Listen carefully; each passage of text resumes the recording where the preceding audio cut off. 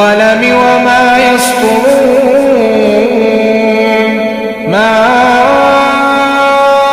أنت بنعمة ربك بمجنون وإن لك لأجرا غير ممنون وإنك لعلى خلق عظيم.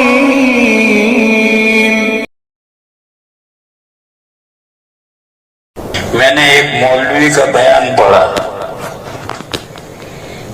اس نے یہ بیان دیا کہ حدیث شریف میں یہ ہے کہ جب ثریا ستارہ طلوع ہوگا تو دنیا میں سے سب بیماریاں ختم ہو جائیں گی. تو یہ جو کورونا ہے یہ بھی ختم ہو جائے گا. پھر اس نے یہ کہا کہ ثریا ستارہ طلوع ہوگا 12 مئی کو. یہ میں نے واٹس ایپ پر ایک مولانا صاحب کی تقریر کی تھی. یہ ساری تقریر غلط ہے.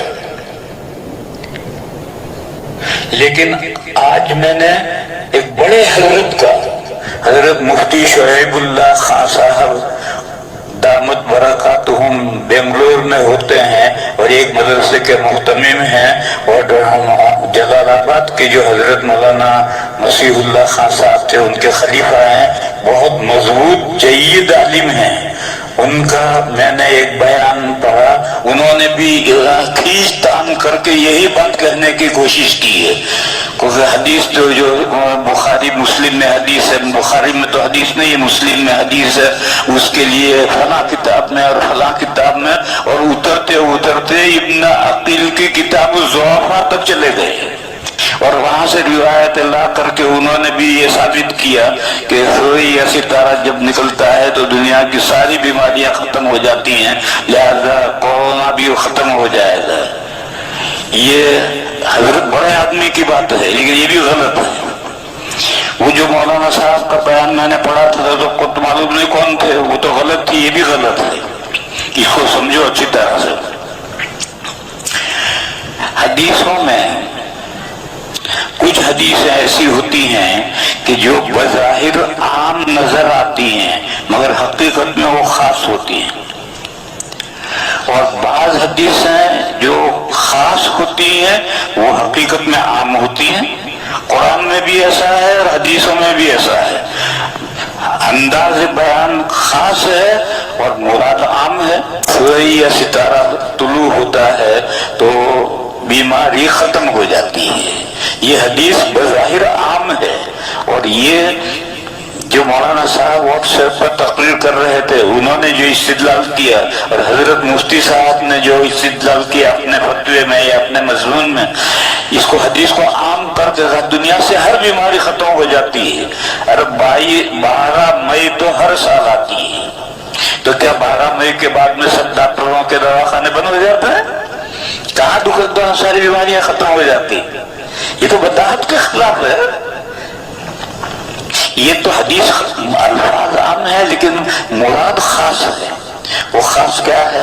مسلم شریف میں جہاں یہ حدیث ہے وہاں یہ مضمون ہے کہ مدینہ کے لوگ پھل بیچا کرتے تھے، اور پھل بھی ہر پھل نہیں، امرود آم نہیں، صرف کھجور کے پھل بیچا کرتے تھے. جب پھول آ جاتے تھے اور شروع میں ابھی پھل نمودار بھی نہیں ہوا بیچ دیتے تھے. پھر پھلوں میں کھجوروں میں بیماریاں آتی تھی تو بعد میں پھر جھگڑے ہوتے تھے. خریدار کہتا تھا کہ مجھے آمدنی نہیں ہوئی، باغ کا مالک کہتا ہے کہ میں کیا جانوں تیری آمدنی ہوئی یا نہیں، لاؤ میرے پیسے. یہ جھگڑے بہت حضور کی خدمت میں آئے تو حضور نے لوگوں سے کہا، مشورہ دیا. وہ بھی مسئلہ نہیں. بخاری شریف میں حضرت زید بن ثابت کی روایت ہے کہ حضور نے کل مشورے کے طور پر فرمایا کہ جب تم جھگڑوں سے باز نہیں آتے تو بدوء صلاۃ سے پہلے کھجوریں بیچو ہی مت. بدوء صلاۃ کا مطلب کھجوریں کارآمد ہو جائیں. کھجور جب درخت پر آتی ہے تو پہلے ہرے رنگ کی ہوتی ہے، جو گھاس کا رنگ ہوتا ہے اسی رنگ کی ہوتی ہے. پھر پھر اس کے بعد میں یا تو پیلی پڑتی ہے یا سرخ ہو جاتی ہے. اب جب پیلی پڑ گئی یا سرخ ہو گئی اس وقت اب بیماریاں نہیں آئے گی اس میں. اب کارآمد ہو گئی. اب کھانا چاہیں تو کسیلی تو لگے گی مگر کھا بھی سکتے ہیں. جیسے آم ہوتا ہے ابھی کچا ہوتا ہے تو لا کر کے اس کو کچمبر بناتے ہیں, چٹنی بناتے ہیں, کھانے کے قابل ہو جاتا ہے. تو ایسے کھجور بھی کھانے کے قابل ہو جاتی ہے اگرچہ کوئی بہت مزیدار تو نہیں ہوتی. تو حضور نے فرمایا کہ کارآمد ہونا جب تک ظاہر نہ ہو اس سے پہلے مت بیچو. اور یہ بھی مشورہ تھا, مسئلہ نہیں تھا.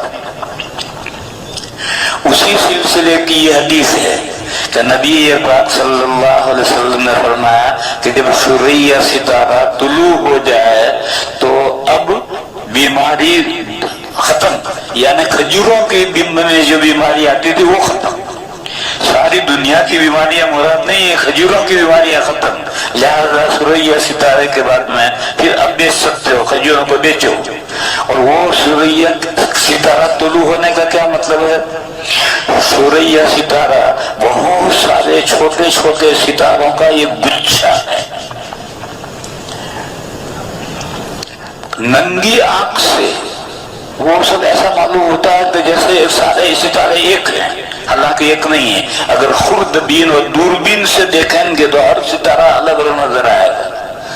اور یہ ستارے زمین سے سب سے زیادہ دور ستارے ہیں. کہتے ہیں کہ زمین سے بہت دور ستارے ہیں. یہ جو سورہ ستارہ ہے یہ تو ہر دن طلوع ہوتا ہے.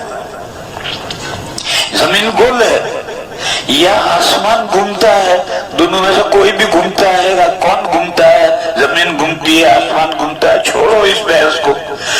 بہرحال ہر سیارہ اور ہر ستارہ روزانہ طلوع غروب ہوتا ہے. جیسے سورج کا روزانہ طلوع غروب ہوتا ہے, چاند کا طلوع غروب ہوتا ہے, ایسے ہر ستارے کا طلوع غروب ہوتا ہے. تو سورہ ستارہ بھی روز طلوع ہوتا ہے, غروب ہوتا ہے.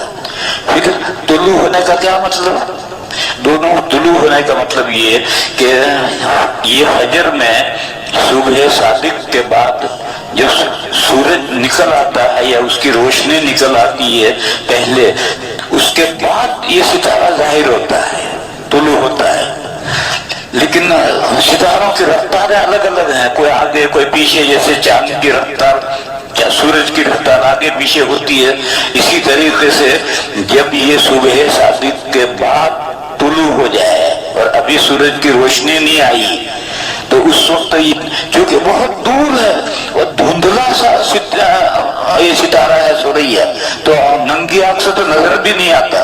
لیکن جب اندھیرا رات میں صبح صادق کا بعد اندھیرا ہوتا ہے اس وقت یہ طلوع کرے تو نظر آئے گا کہ دیکھو سورہ ستارہ نکلا. اور پھر سورج کی روشنی بعد میں ہوگی اور سورج طلوع بعد میں ہوگا.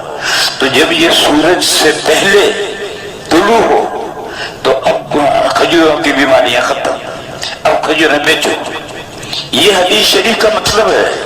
اور میں نے کہا کہ یہ تو بدیہی بات ہے, 12 مئی تو ہر سال آتی ہے اور ستارہ یہ اس دن ہر سال طلوع ہوتا ہے. پھر اس کے بعد کہاں دنیا میں ساری بیماریاں ختم ہو جاتی ہیں اور کہاں سارے ڈاکٹر سو جاتے ہیں اور کہاں ساری دوائیں دواخانے بند ہو جاتے ہیں. یہ تو کھجوروں کے تعلق سے یہ حدیث شریف ہے. اور حضرت مفتی صاحب دامت برکاتہم نے جس انداز سے مضمون کو لکھا ہے وہ محدثانہ طرز نہیں. محدثانہ طرز یہ ہے کہ اگر کوئی حدیث شریف ہے اور اس کے لیے اگر آپ کو کوئی مطابع چاہیے تو مطابع بھی کم سے کم اس اصل حدیث کے برابر کے درجے کا مطابع چاہیے, اس سے کم نہیں ہونا چاہیے. اور حدیث کی شرح میں بھی یہی ملحوظ رہنا چاہیے کہ مسلم شریف کی حدیث ہے اور دوسری کتابوں میں الفاظ بدلے ہیں تو ان کی سندیں بھی کم سے کم مسلم شریف کے درجے کی ہوں. فن اعتبار کے روح سے گئی گزری 5ویں درجے کی جو کتابیں ہیں ان کتابوں میں حدیث کے جو الفاظ ہیں ان الفاظ کے ذریعے سے پہلے درجے کی کتابوں میں جو حدیث ہے ان الفاظ کی شرح کرنا یہ صحیح نہیں. تو یہ دوسری بات ہے. کورونا بیماری کب ختم ہوگی اللہ جانے کب ختم ہوگی.